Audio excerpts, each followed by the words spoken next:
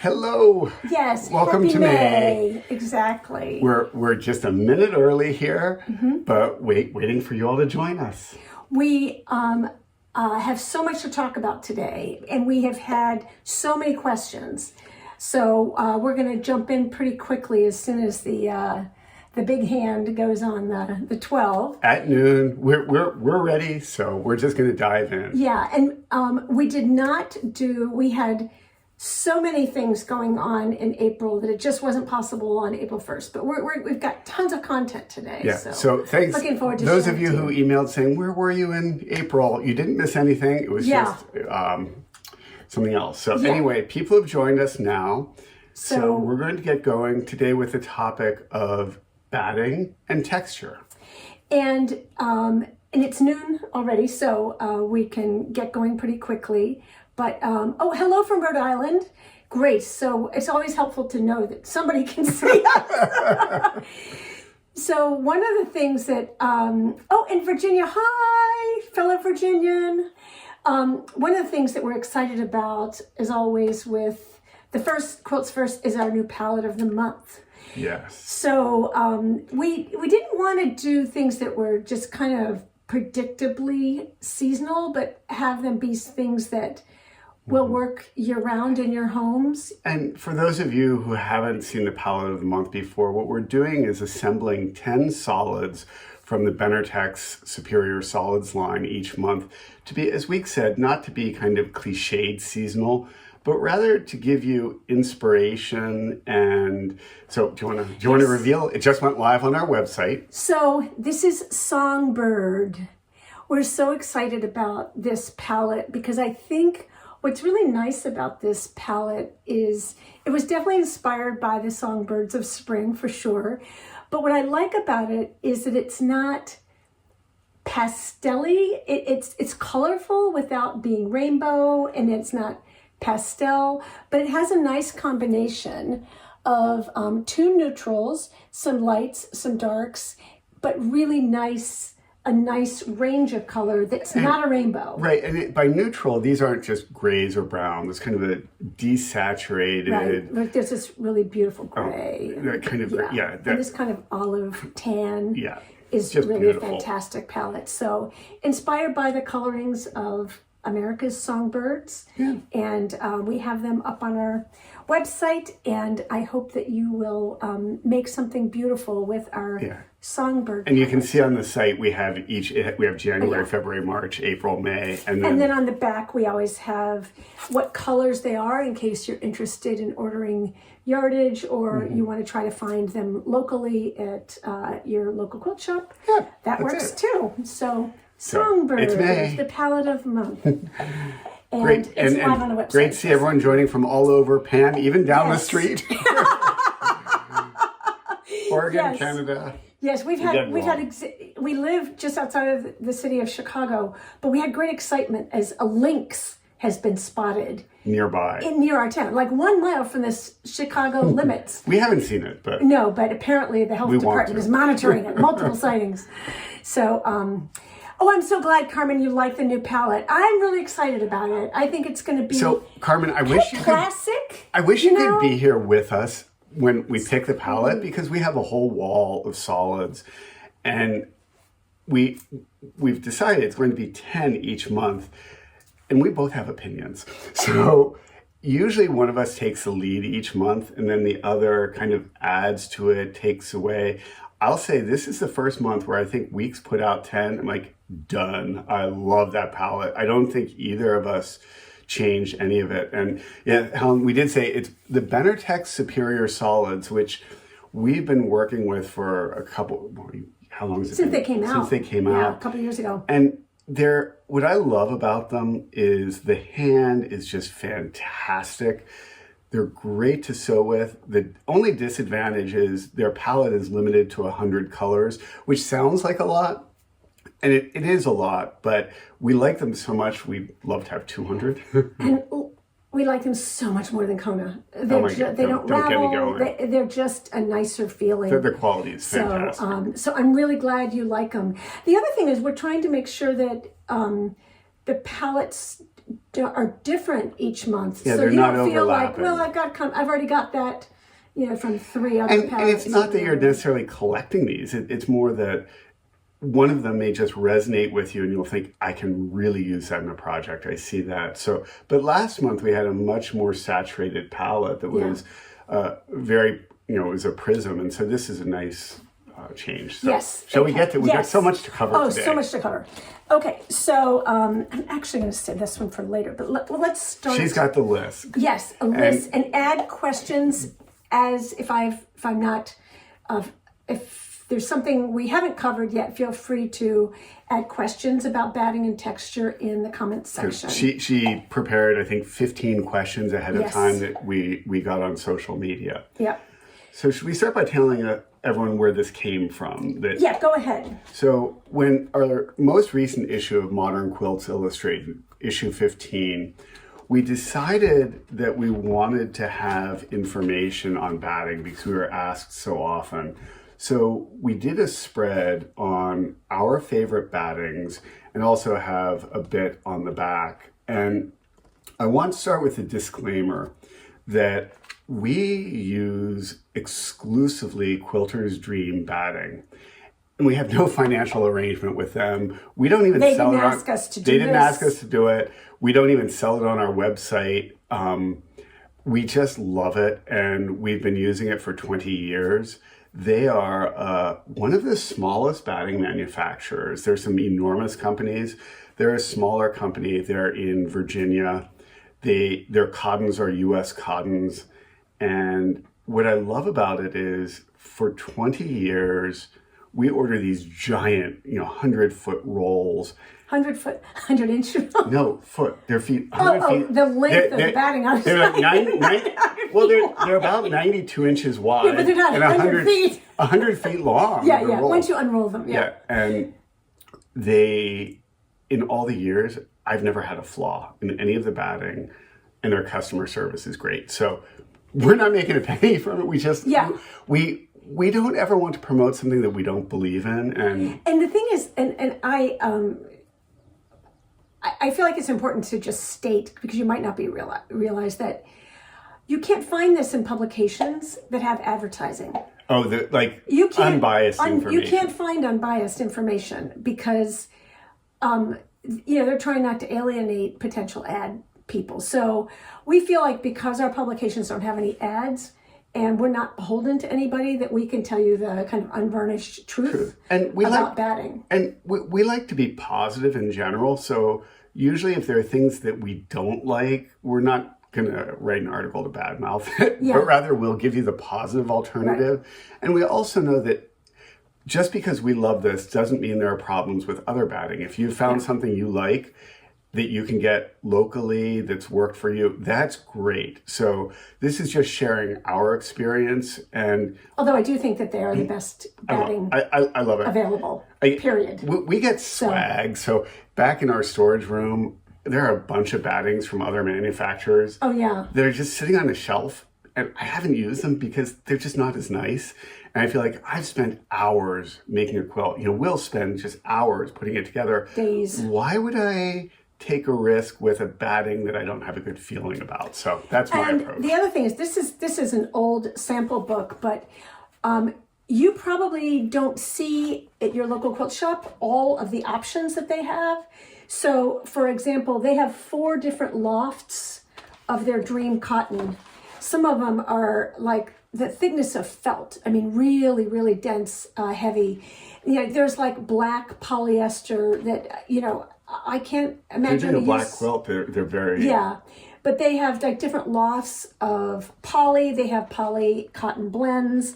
They have this Dream Puff, which is the warmest batting that we've ever found. This is 100% polyester. It's thermal. Yeah. So, and then the Dream Wool they have, which is machine washable, and then it used to be called Dream Orient. I'm glad that they've now called it Dream Bamboo, but that's a bamboo tencel and silk batting. So we're going to talk all about how these all perform differently, because and what to look for when you're buying batting for your project. That's the big question. When it's kind of like buying wine. If you don't know anything, you just have the label. With batting, it's just this big puffy thing in a plastic bag at the shop. So it helps to have someone test things out and give you their, we'll give you our experiences, but also talk to each other, share what you've learned. And so let's. But, one of the reasons we wanted to do this also is that I get asked all the time because people just want a simple answer. They don't want to have to make decisions. What batting should I use? And I always want to tell them, I don't know where you live. I don't know who's using this. Is it going on a wall? How dense is your quilting going to be? There's just a lot to consider. And I think it's important to tell people this is not a one-size-fits-all question. It isn't. And it really does depend how you're using your quilt or where you live. A lot of our Australian and European followers don't necessarily have dryers. There are a lot of places where people do their laundry and air dry things. So that changes how batting behaves. We will give you, again, humidity. To me, humidity and breathability is an important issue. Our approach in the article that we did here and with what we'll talk about today was rather than to tell you what batting to use, we want to tell you characteristics of each so you can make more informed decisions about what's best for you. Cost is very real. It's important to not neglect that. So what we decided to do when we had this idea for this article is we decided that we were going to order 6 different types of Quilters Dream batting. And you can see how different they are. I'm going to lower that a little bit further. There we go. In terms of the lofts of them. And we stuck to Quilters Dream primarily because it's the best batting, but also one of the things that I really like about Quilters Dream that is different from all the other battings is the stitch distance between stitching, because this is kind of, this is the pivotal thing that you have to be aware of. It's like, what technique are you using? Are you tying? Are you doing it on a domestic machine? Are you doing this on a long arm? Because a lot of people just default to whatever their long armor has, and you need to understand the parameters of what that batting, how that batting is going to perform. Yeah. So a lot of battings say on the package that you need to stitch no more than 2 inches apart or 1.5 4 inches apart. And Quilters Dream is 8 inches apart. Which we never do. I mean, we do quilt rather densely, but we also know that some people want some simple quilting. Or tying. Yeah. And we actually, some battings perform really well with tying. Others will stress the batting. It'll get all lumpy. So. But and I think quilting is so hard for people because I hear people say, like, I'm just going to stitch in the ditch because I don't know what else to do. And then if their pieces are more than, 3 or 4 inches apart, and they've just stitched in the ditch, your batting is going to be compromised if you haven't checked the distance.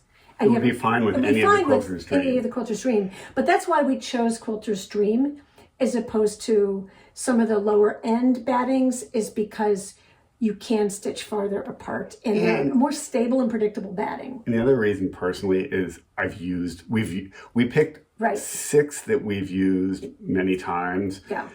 They have 18 different bats in terms of weight, and we didn't do all. And as Week said, we ordered a kind of a crib size of each. We don't want any bias here, so we bought these. Actually, we did not. That's right. I called them to buy them. Oh, yeah, telling we them went what to we buy were them, doing. and they just sent them. And they said, this is research, and we are willing to. That's right. Provide craft size samples, small samples, so we could. So what we decided to do was we quilted the exact.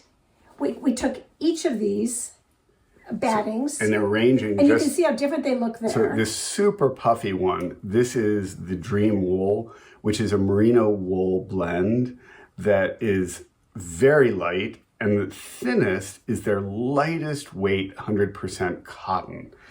And so we took one of each. And we, finish your sentence. Oh, okay. One of each, and put these on our long arm. And we quilted them all the exact same way. with the exact same density. We don't do a lot of computerized stitching, but we wanted consistency here. So I'm going to get this just a bit closer. I'm going to let you wrangle them. Wrangle them. Yeah. And what we did was the exact same density of stitching. Just simple stipple. And we did it from the lightest weight, and we didn't bind it so you could see the sandwich. This is the request, I believe, the lightest weight of the, here's the lightest weight. Here we go. That is the, This is the very lightweight 100% cotton request. It has a lovely drape. And I do want to jump in here because I saw Patricia's question about what to use for a baby quilt. I write it down. She's written it down, but I also want to just put in your mind, Patricia, listen, because rather than saying specifically what's best, there'll be different tips here that will help you decide. So compare that. So we also wanted drape. So we washed and dried all of these so you could see. So you want to look at the lavender and hold it up next to the green. So this is what's crazy. Surprisingly similar. Look how different. If you're at the quilt shop and you see this big poofy wool, and you see this super thin cotton, they are very, very different. However, if you quilt them densely like we did, there's surprising little difference. Until you get to drape, and then there is a big difference. Because they drape very differently. And actually, can you hand me the top quilt? We have a stack. The other thing is, if you aren't quilting as densely. So this is hand quilted. This is hand quilted. This is a quilt called Small Change, which we did in our book, Quilts Made Modern. And this quilting is much less dense. This is done with the Dream Wool, and it uses simple squares of hand-dyed fabrics. From cherry wood. From cherry wood, with just kind of this donut, circle in a circle, hand-quilted pattern. What's nice about the Dream Wool is if it's not quilted as densely, you get a little bit of puff. It's not like it's not trapunto puff, but you really see the quilting beautifully. I don't know how well it comes across on camera.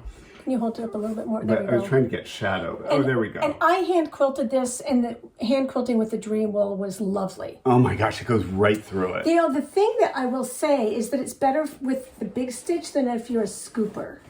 Oh, right, because because there's a bit of a loft. You have to plan on kind of poking, and instead of the scooping, which you would want a lighter loft for that. Yeah.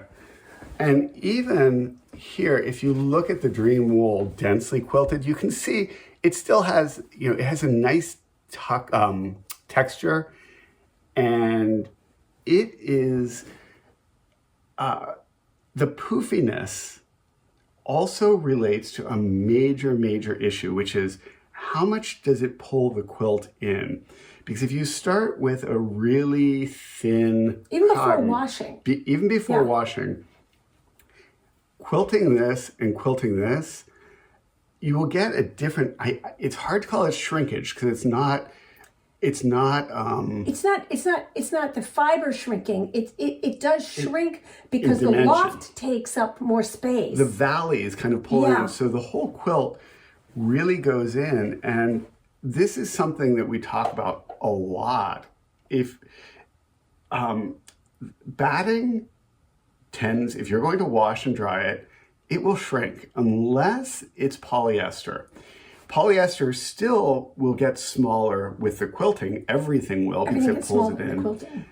But some batting shrinks, like when we're using cotton, we often plan on 5, sometimes 6% shrinkage, which might not sound like a lot, but if you think of a queen quilt being roughly 100 inches, that suddenly becomes 95 or 94. Yeah, it's a lot. So if you're planning, if you have a bed and you want the drape to cover the frame and you make the quilt the size you want it, and then boom, you lose 6 inches, it's like, it's suddenly pants that are too short and your ankles are exposed.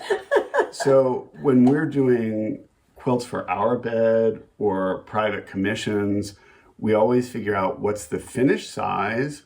We test the batting, we test our sample, a sample of our quilting to see how much it will shrink.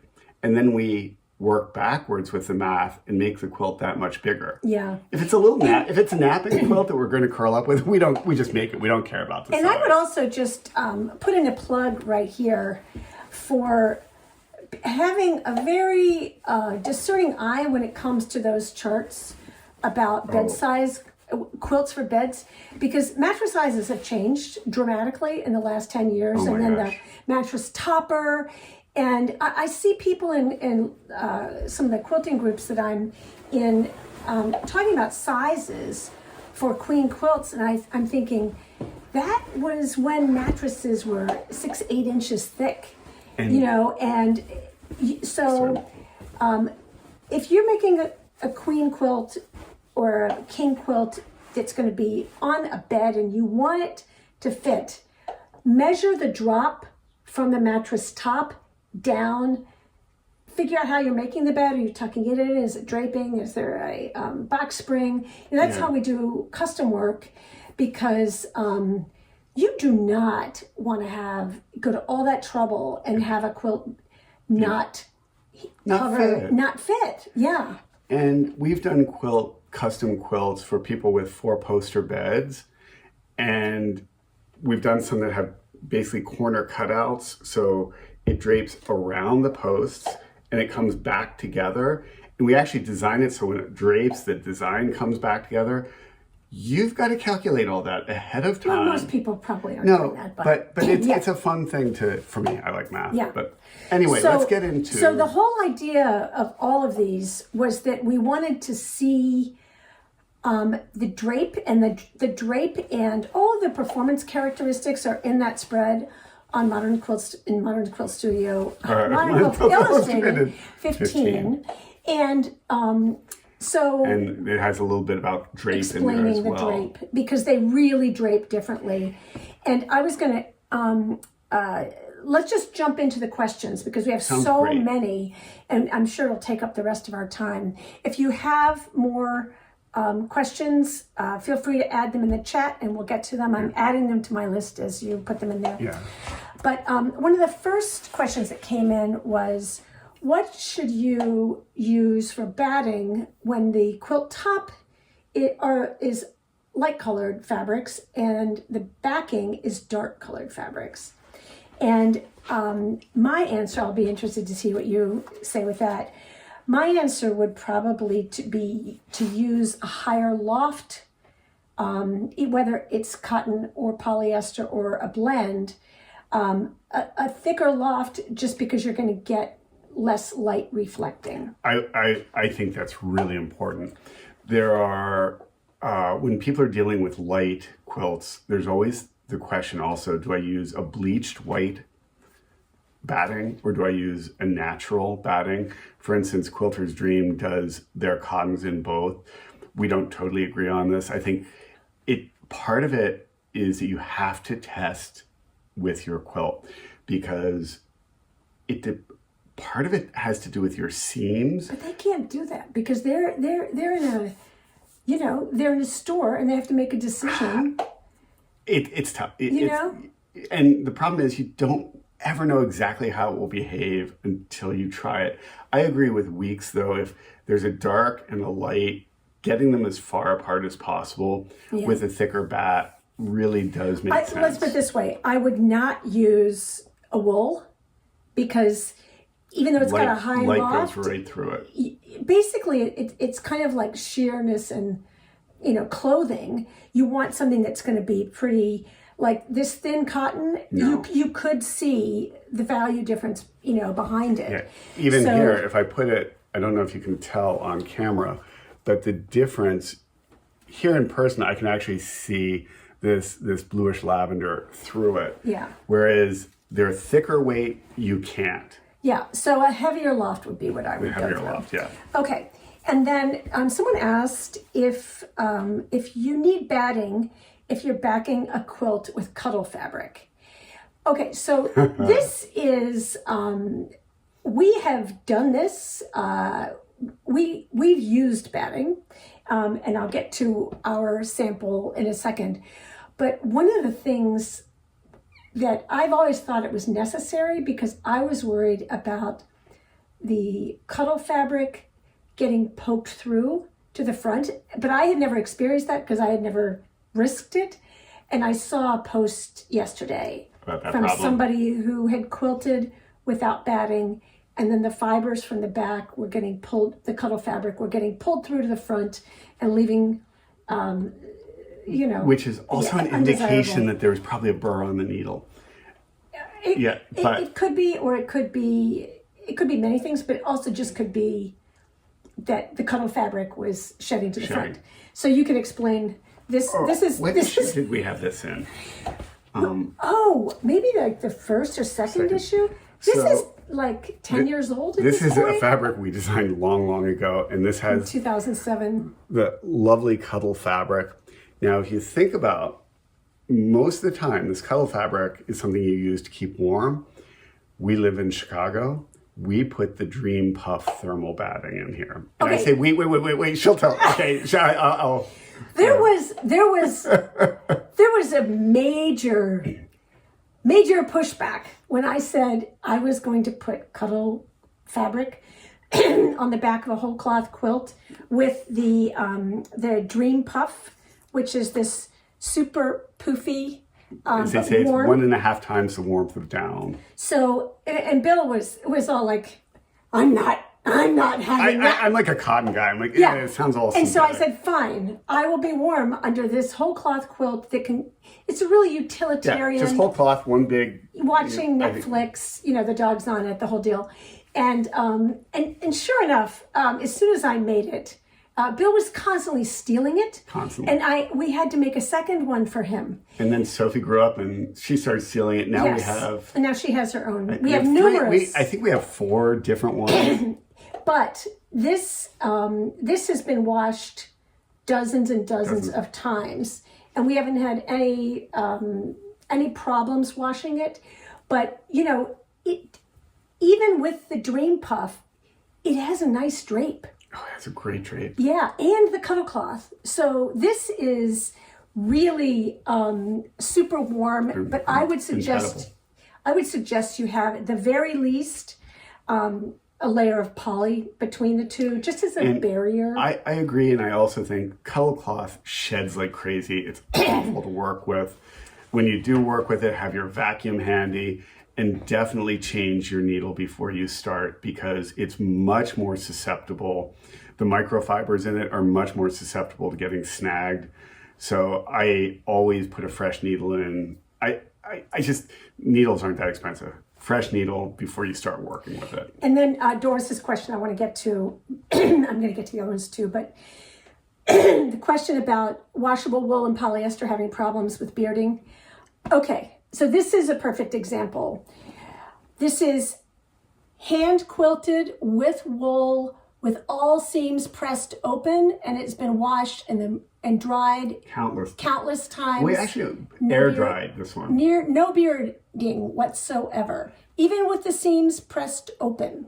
And this has been washed for numerous times for over 10 years. But Doris, I do want to say that doesn't mean that wool doesn't beard. It means that quilters' dream wool doesn't beard. Right. Generally, the way that the fibers are put together, in the case of cotton, there's something called needle punching. In some places have scrim. Yeah, there are different ways of dealing with it. Without a doubt, the lower end batting tends to beard still. It is, to me, the difference in the cost of good and bad batting is usually within like $10. It's not a huge, it's not a huge difference. So I would always opt for higher quality batting because it is a good concern to have, absolutely. Even with the seams pressed open, because that's usually people say, oh, you have to press them to the side. You do whatever you want, do whatever works for you. But I want to make sure that people realize that you can press open and not have any bearding. If you use a good batting. We've made hundreds of quilts. Many are 20 years old, have been washed dozens of times. Not a single quilt has ever bearded for us. And we don't have any, Stacy was asking about lint and pilling, none of that with Quilter's Dream, 0.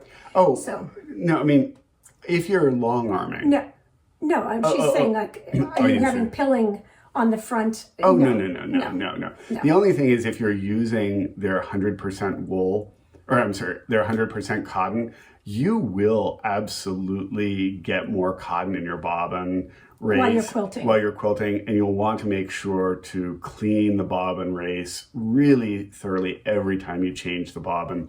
That goes for any batting whatsoever. Yeah. But this is a really good product, and it's hard to compare it to others because we don't want to review bad products. Yeah. And so anyway, okay, let's move on. So is Polybatting hard to quilt with? All right, so I want to show you how dense their poly is. This is the one. There it is. You can see like the pooffier, like the Dream Puff. This is harder on a domestic machine because it's got a higher loft. But their standard poly and their poly cottons are very, very compact, and they do not have a high loft. So that would be easier to quilt with on a domestic machine, and the Dream Puff would be harder because just to get it under the throat. Yeah, when you have to really roll it up to get under the throat, and we prefer natural batting. We use the synthetic Dream Puff for its thermal qualities, but we have used we have used their polyester for very specific purposes. For instance, we did quilts for an entire SRO residence for people moving out of homelessness. And when it opened for the grand opening, we had quilts on every bed and that were given to the residents. And that we wanted to use the polyester because it was for basically washing and drying purposes. It's cheaper to dry. And it was cheaper for them to dry. It would dry more quickly. So, but also people who are making quilts for somebody who's ill, where the quilt's going to have to be washed and dried a lot. It does dry significantly faster. It's lighter also for some people who with medical situations. Yeah, and some of their, I'll admit too, some of their battings say just to air dry or dry on low, and I think we've tried everything. Yes, we have. and it's been fine. Yeah. So. But one of the advantages of polyester is that it does not shrink at all. So, and it's cheaper than natural fibers. We prefer natural fibers, but if cost is an issue for you, polyester is going to be cheaper. Like I said, there's a ton of different factors here, from breathability and cost. And the environmental factor. Absolutely. Some people would really say, oh, for light quilts, you should use the bleached batting. I just don't like to buy bleached batting. Yeah. I mean, it's not it. But if it works for you, that's okay. Exactly. Okay, we'll keep going. Hi from Sweden. Yes. Let's see. The differences in, just talk about the differences between wool and silk for warmth. Wool is, at least in the Quilter's Dream, their silk is a bamboo silk, and that is the lightest weight that they use. And it kind of goes back to the other question about baby quilts. For me, if you're making a baby quilt and assuming that warmth is not an issue, you're just looking for drape to be able to swaddle the baby, I think the Dream Bamboo is a really good way to go because you can see the difference in, it just drapes a lot more than cotton does. It's great for wrapping, and it's nice to work with. And it's easy to get through the throat since it's compact and it's very, it's not stiff. Right. So the polyester is going to be much stiffer. And a lot of people want to use polyester for baby quilts, but I think it's a little bit harder to wrap around the baby. It just doesn't behave as nicely. It doesn't wrap around the body. So, and the difference between the warmth, it's not just what is warmer, wool or silk, but what is the loft of it, how you quilt it, changes things. I've never used 100% silk batting. If it's out there, I don't know how it would compare to the wool. For warmth, we use typically wool is a fiber is warmer than silk. Is warmer than silk generally. I mean, I love silk, but but the warmest is this Dream Puff. Yeah, if you're okay with synthetic. So the 50-50 poly and there's an 80-20 poly also for Quilter's Dream, and I think we have used the poly cottons. We just don't. I kind of feel like either I want the properties of cotton or I want the properties of polyester. And although I think a lot of people use it because they say that they're concerned about creases in quilts and that kind of thing. Our quilts, we're taking them out all the time, so we're not storing them for 10 years at a time without bringing them out. So creasing isn't an issue for us. But. So I like to stick to natural materials, but if you get a 90-10 or 80-20 poly cotton blend, as Week said, the advantages would be first that it doesn't maintain the creases as much when stored. The other thing is if you're using a lightweight cotton, if I pulled this, it would rip. You have to be careful with it. So if you're manipulating it a lot, you don't want it to stretch. The addition of polyester stabilizes it. It minimizes the shrinkage a bit. Some manufacturers add what's called a scrim, which is a very thin layer, synthetic layer. I really don't personally like that at all because Although, it goes back to what we said at the beginning is, are you tying the quilt? Because there's a decision tree. Oh my gosh. And that this is the thing that I feel like people miss with batting is they're saying, what batting should I use? And I'm just like, that's a decision tree of 15 different factors. Yeah. And I don't know where you live and how much money you want to spend and what is the density of the quilting? Is it going on the wall? Is it going around the body? How are you doing it on a domestic machine? Are you doing it on a long arm? Yeah. There's just a lot of factors here. So, then about battings and density of quilting. And I'm going to kind of combine this with another question about wall hangings, because I think it was wall hangings and different styles of quilting. I think this kind of dovetails a little bit. So if you're, as we describe in that drape article on the back, or that page on the cover on the back, if you're doing something for a wall hanging, you have to decide whether you want it to be stiff or not. And part of that, let's take a step back. Part of this decision tree is this a show quilt? Or is this a quilt that's going to be used for warmth? And is it going to wrap around the body? Or are you trying to get an award at your local show? Because those are very different things. Yeah.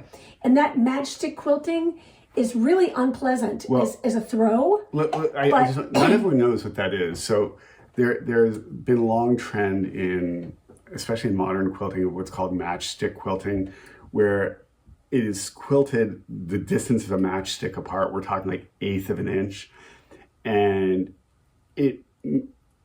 it's a way of showing, making the quilting a very major part of the design. However, it feels rough because you feel the thread more than... It's stiff. And it's stiff. Because it's got so much thread in it. But if you want a stiff wall hanging and you really want to make the quilting a major part of the design, that's one thing. But if you quilt that densely for a functional quilt, it's just not going to be that pleasant. You will not get a good drape. And you won't get the same warmth either because however, there's quilt not. show judges love it. It depends. Not if I'm judging. Sorry. They love it because it looks like you put a lot of time and work in it, and it's and so if your goal is to submit a wall hanging with matchstick quilting to a show, then I would use like a polybatting, because you're going to have a stiff quilt. Like if you're going to have a stiff quilt, have a stiff quilt. And also, it won't wrinkle as generally, much. People who do the matchstick quilting want real regularity, and the quilt will be more stable if you start with polyester batting. If you have a soft, drapey bamboo or cotton, it's going to shift more as you quilt. So it has to do with the control you have over it while you quilt. And the question from Anne is, there are people, I know Tula Pink uses double layers of batting.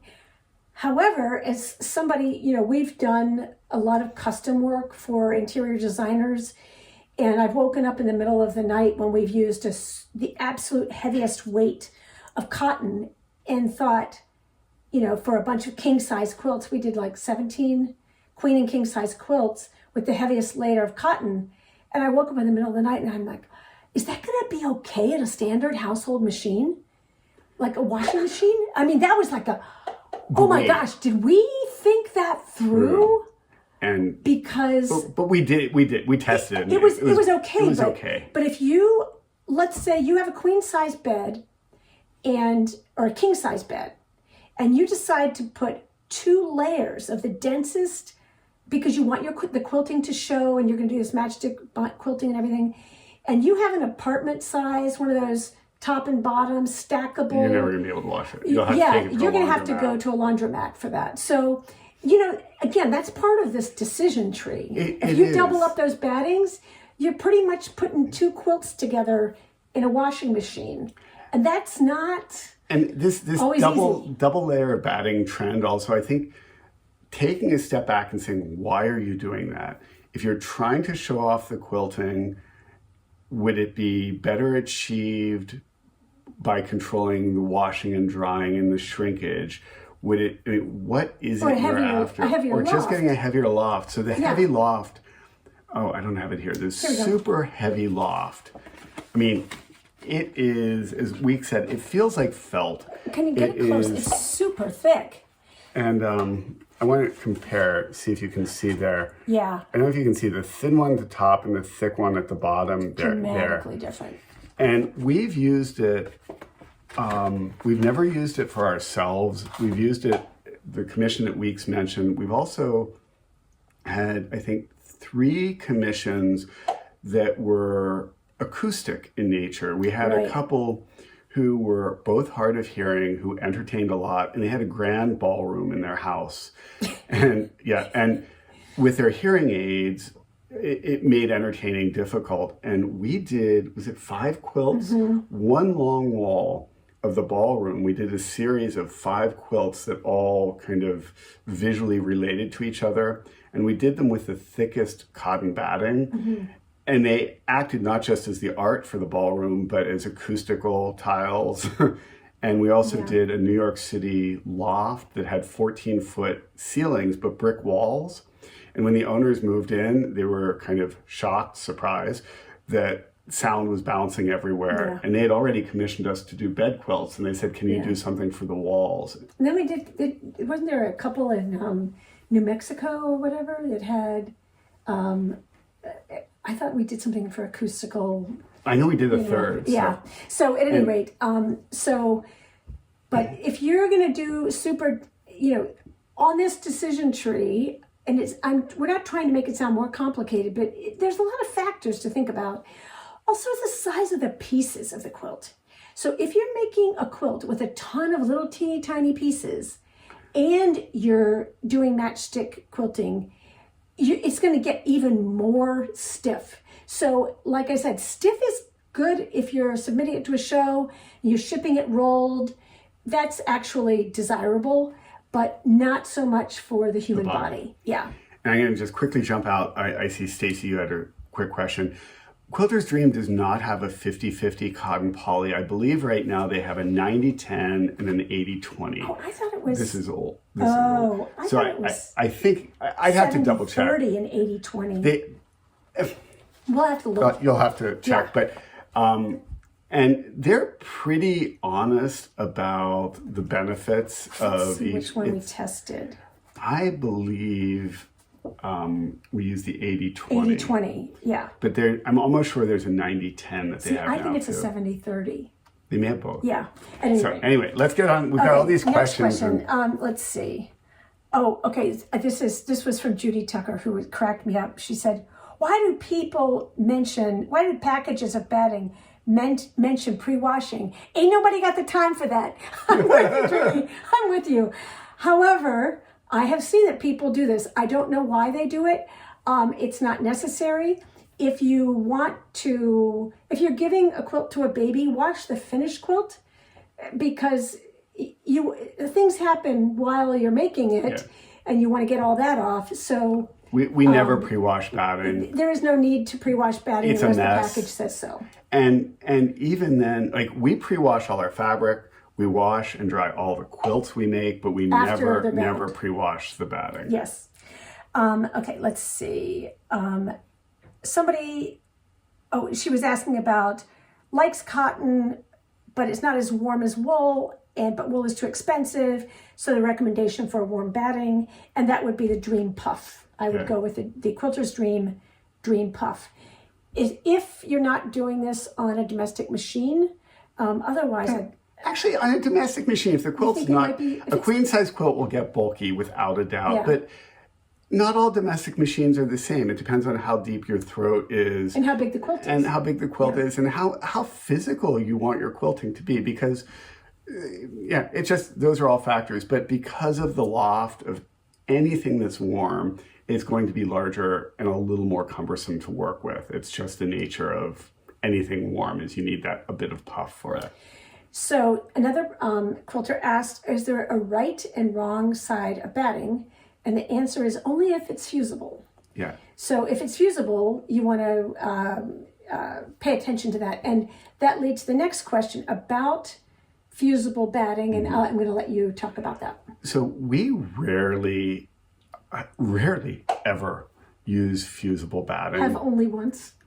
Twice. I used it on a small piece once. Okay. But I was given a queen size piece of Quilter's Dream Fusible, and I thought, I'm going to try this.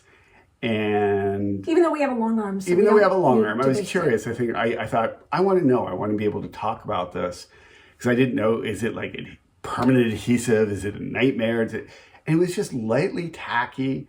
It really worked well, and there are actually some fusible batting is fusible on two sides, some is fusible on one side. You have to check the packaging.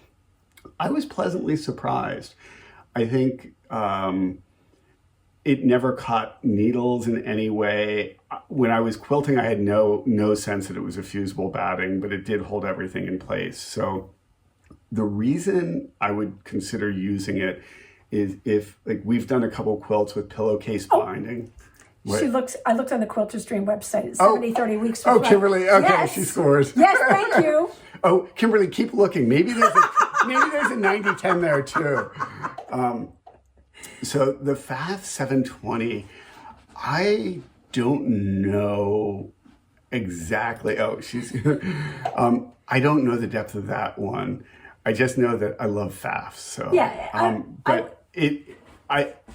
I would say it's not a long arm, it's a domestic machine. If it's called Expression, just that name, it probably is a domestic machine, just from marketing. But if you sit down to use it and it's not marketed as a long arm, I would call it's in the realm, even if it's a wider throat. Yes. We're differentiating machines where you're sitting down, where there's, some kind of, where you're moving the quilt, as opposed to moving the head of the machine. Yeah. That's what we're trying to differentiate. And but we've used the fusible batting when we've done pillowcase binding, which is where you basically make the quilt inside out, turn it right side in, and you don't, it's like There's a no pillowcase. There's no binding, and you hand finish it. But rather than fusible binding, more often what we've done is taken a regular binding, and this is the old packaging of ODIF 505 temporary. You said a regular binding, a regular top quilt. Oh, regular top, sorry. Regular batting. Batting, I'm sorry. And what we'll do is take the regular batting because fusible is very limited in the weights, lofts, fibers that you can get. So more often we'll take our favorite, which is the very lightweight Quilter's Dream. It's what we use 95% of the time is their lightest weight cotton, which we love. And basically make it your own fusible by spraying it with the ODIF 505. I don't like to use many chemicals or sprays, but this has just enough tack to hold things down. If we're doing a pillowcase binding, it washes out perfectly. So if you wanted to use the bamboo batting, but you wanted it to be fusible, so you didn't have to baste, you could use spray this, and this you spray on the back of the quilt top, I believe, not the batting itself. And and you roll it on. And again, if you're looking for it doesn't. The can looks totally different now. Yeah. They have new graphics, but this is so old because we only use it maybe once every 5 years. Yeah. And if you do use this, use it outdoors. I would, the batting for placemats with minimal quilting, I would go with a polyester on that because you're going to wash it a lot, and but you still want to make sure if they're going to be placemats, that's going to get a lot of wear and tear. So I would maybe do a little bit more quilting than you have in mind. And also I would, the Quilter's Dream polyester, which is very flat as opposed to the old poofy. There's some polyester that looks like this wool. That's the old school. That's kind this of is the stuff that beards. I don't like that stuff. The poofy polyester still tends to beard. The fibers are so compressed that it's not going to beard on you at all. It's not poking through anything. And then somebody asked about how do you make a quilt heavy? And it sounded like from the question that, she wanted to have it be, she was asking about, using cuddle cloth with it. But I think it's important to understand that most batting, even if you used, my guess is that among these, the heaviest would be that Supreme Loft, this super heavy cotton. But even that is not, like, make sure that you don't want a weighted blanket instead, because there are some people who really want a super heavy quilt, and then you're in weighted blanket territory and not in quilt territory anymore. But right, if you're asking what is the heaviest possible quilt you could make with what batting, it would be that Supreme 100% cotton. Yeah, just for the sheer ounces per square foot. Yeah, it's that heavyweight cotton, and I love the feel of it, but weight, And again, it goes back to the washing and care thing. I'm so glad you mentioned that, because you don't want to make a quilt that you can't wash. I have seen people talk about that they have gotten in trouble making. They want, their husband likes a super heavy quilt, and so they did, 2 rounds of that super thick cotton, and then they couldn't wash it at home anymore, and she has to go to a laundromat for it. It's going to take a long time to dry. Okay, so yes, it takes a long time to dry. So I think we did the wall hangings thing. Yeah. So flat, so poly is going to be better for that. And how and when to use bamboo and silk bindings. And I think the best use, as we discussed earlier, is the for baby quilts or any quilt. Let's say you're making a quilt for somebody in a wheelchair, something that's going to drape really nicely. Quilts for car seats for babies, something where the drape matters, or you want a lot of breathability, because the bamboo and silk has really, if you live in Florida and you want a little lightweight, quilt for the spring or whatever. And silk bamboo would be good. also, I would not use the bamboo silk blend if I were doing something for a quilt show, because Absolutely. at a quilt show, you may have a perfectly square quilt, but when it's hung on a rod by someone you don't know who doesn't care as much as you do, if it's not perfectly straight, it'll get wavy very quickly because it has absolutely no natural flatness. Bamboo silk blends want to drape, and so you'll get wavy edges.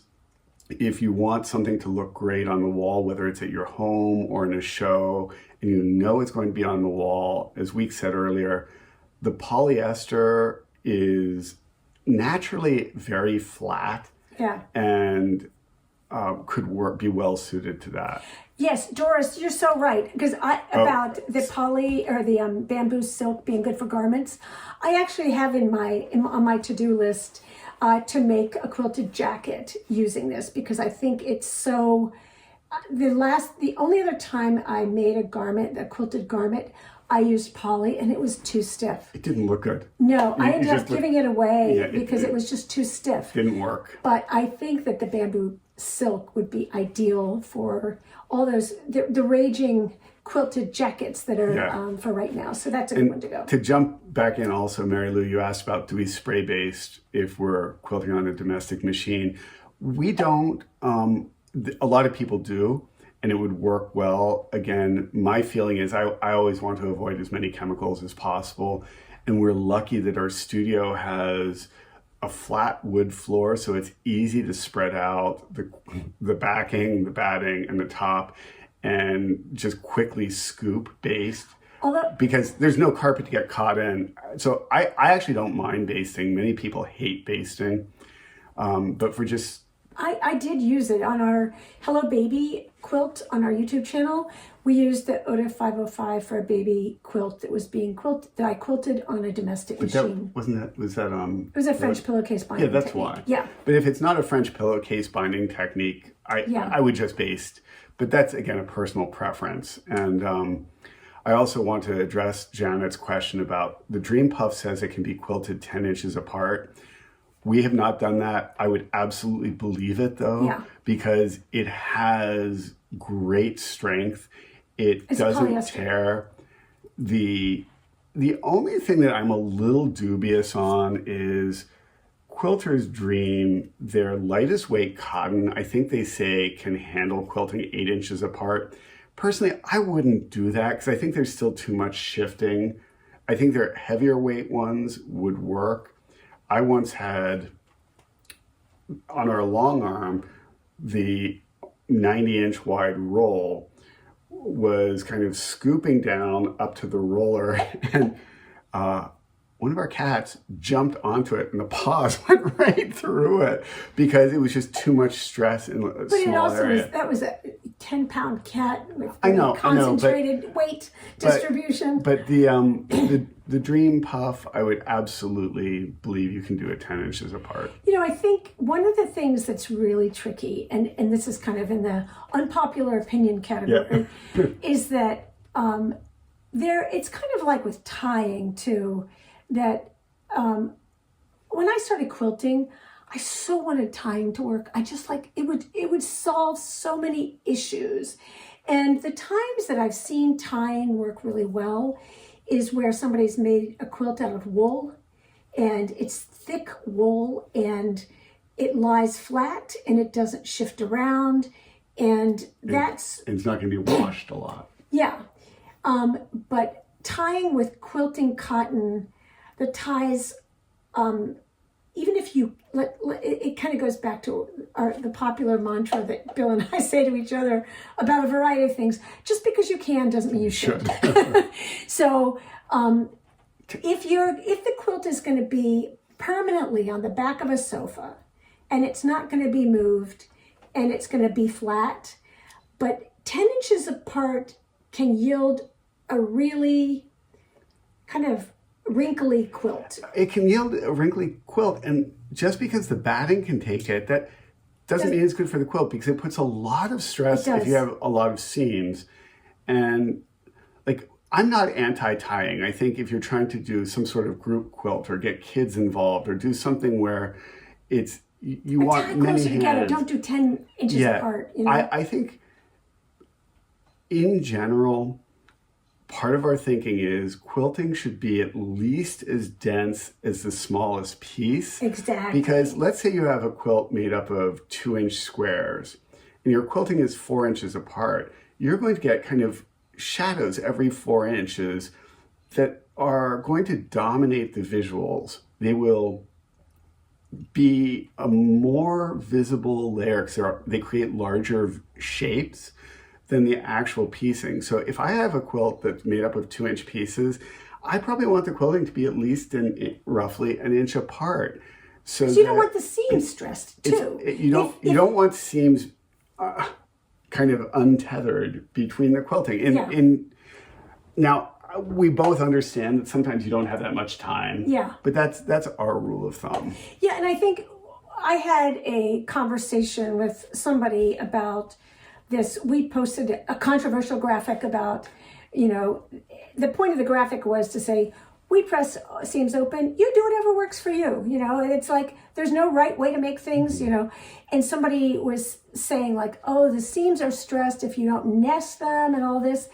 And I said, the seams the quilting is what anchors, the quilting is what holds the quilt together.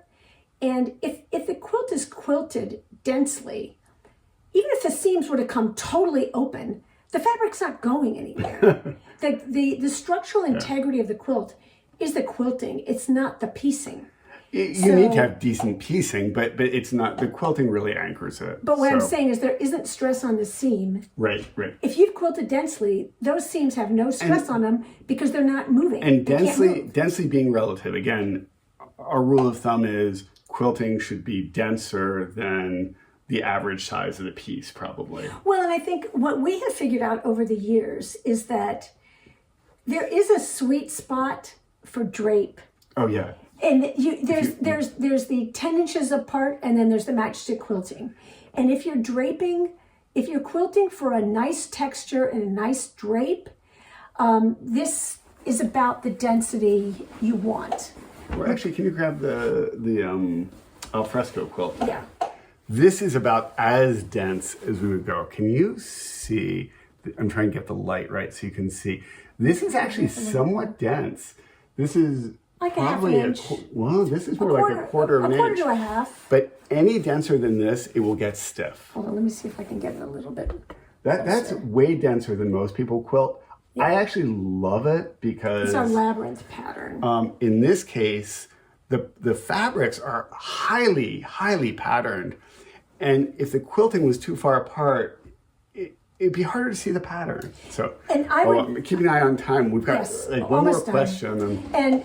But this is about as loose as we go typically, and maybe a little bit looser if it's a charity quilt or we're in a hurry or whatever. But for the most part, I don't want to see wrinkles. Yeah. I like texture, but not wrinkles. Texture that we put in, not texture that happens because the quilting is just far apart. Or it's softly crinkly, not wrinkled. Yeah, that's a big difference.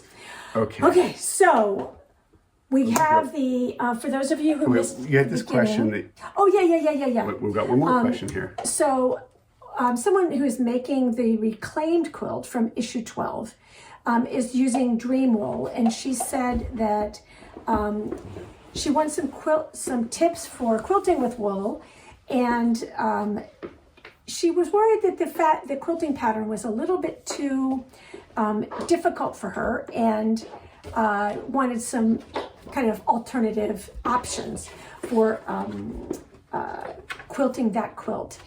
So the first... So I always like to, when we talk about a quilt, because not everyone knows, this is in Modern Quilts Illustrated number 12. And the reclaimed quilt, this is the flat shot, and it's made entirely of grunge fabric. Yeah. And the quilting pattern... Oh, but... That hauled this sofa onto a very busy street, and Bill almost got hit by a semi trying to get the I was in the photo. middle But of we got a it. 4-lane road with a tripod, At 6:30 in dodging the trucks morning. at 6:30 to get this shot. But the quilting pattern that we used is kind of like an elongated stipple, and that may not be a natural movement for everyone. And so the question for alternatives, well, you go first. I want to hear what you're going to say. So I think anytime you're doing a quilt and you're not sure about the quilting, you can always do an edge-to-edge stipple. Stipple is never a bad idea. People badmouth stippling. It's great. It's functional. It's whatever you can do consistently. Especially if this is a bigger quilt. If you want to experiment on baby quilts or something that's small, so you can say, like, no, that's not for me. But if you can see that this is a rectangular quilt, again, most of our quilts are scaled to the human body. So all these napping sizes are all scaled to the human body. So I would, if you don't want to do the wood grain, I would do some kind of elongated stipple over the whole thing. And if that's too difficult, you could also just do a wave pattern. That is also a good go-to for somebody who's not confident. So not just not confident, sometimes like I'm confident. I love the wave pattern. Yeah. I think Well, we by did the wave pattern on the this, one that we use the most often. and it doesn't have to be this dense, but let me just show this, especially if you've got a concern about using wool, which is bulky. Oh, I'm trying to get, maybe the light's better. Oh, you can see. Can you see? Yeah, you can totally There. see. And all we do here is we chalk straight lines, maybe every 8 inches apart, and you go through the domestic machine, just slightly wavy, turn it around the other way, and you can do this with wool. You could do it a couple inches apart. We did it a little more densely, but by chalking the lines, you don't accidentally veer off. You know, like if you're handwriting on a blank piece of paper, it's very different than if you have the ruled paper. And so those lines just keep you on track. And if you look, it's kind of consistently inconsistent. We're not trying to make all our waves perfectly parallel. We just kind of wander. So But they're all end up straight. It looks they straight. all end up across. Basically, you go from point A to point B directly across, and how you meander doesn't matter so much. As long as it's relatively consistent. But what's great about that is you have the quilt rolled up and you can just guide it right through a domestic machine. It is forgiving, it drapes well. If you've never done it, I highly recommend it. So I think, all of the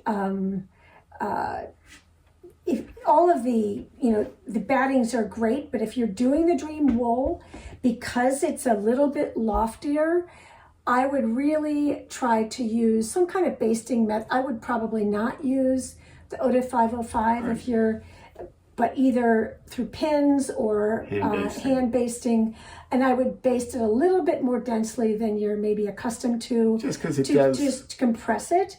And also, I think you might find it a little bit easier to zigzag or overlock the edges before you put your binding on, because it is a little bit lofty. Yeah. Or some people actually put a slightly wider binding if they're using a loftier. I'll tell you, that was tough. This is a Cuddle Fabric with the poofy thermal batting, the Dream Puff, and we put a standard 1/2-inch binding on it. It came out. It slipped out a few places. I had to rip it out and re-sew it because it slipped out.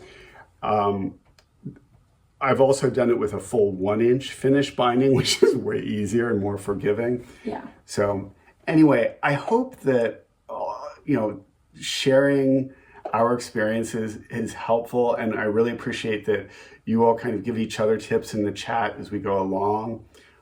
As always, we will take this recording.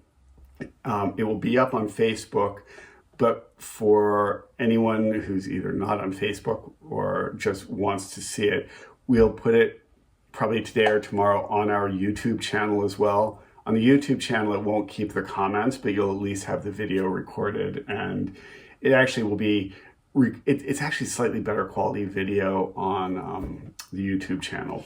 And then the June 1st, will you be here? Yes, I will. Okay. So we will see you on June 1st. And we'll announce what it'll be so we can get questions ahead of time. Yeah, exactly. Thank you.